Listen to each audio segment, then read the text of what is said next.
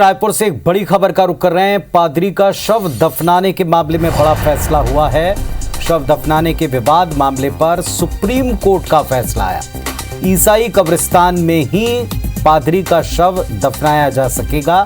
Supreme court ने ईसाई कब्रिस्तान में शव दफनाने के आदेश दिए। 7 जनवरी से शव मॉर्चुरी में रखा है। कोर्ट ने अंतिम संस्कार में देरी को गलत माना।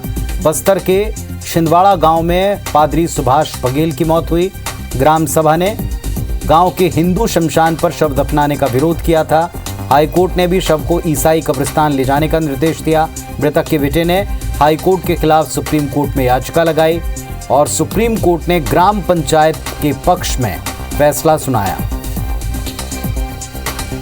संदीप शुक्ला सहयोगी हमारे साथ में जुड़ गए। संदीप, बताइए, इसका पूरा अपडेट दीजिए।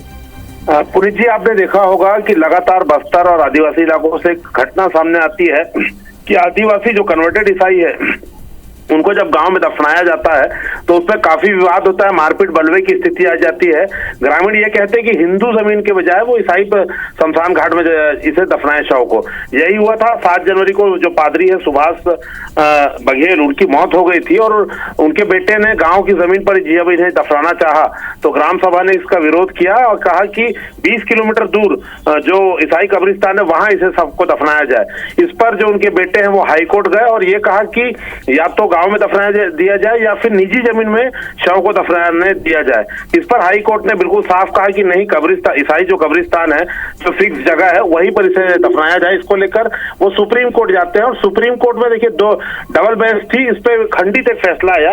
एक जज ने कहा कि जो शव को वहां दफनाया जा सकता है गांव की जमीन पर, दूसरे ने कहा कि नहीं, ये ठीक नहीं होगा और जो सामूहिक जो अधिकार है या सामूहिक मांग जो है वो व्यक्तिगत मांग से बड़ी होती है।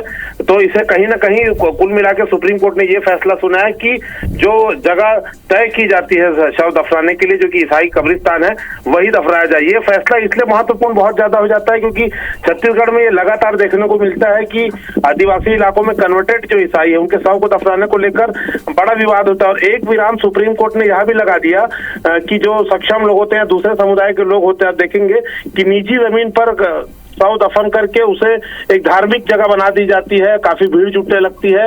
ये कई बार रिहायशी इलाकों और विवादित इलाकों में भी होता है।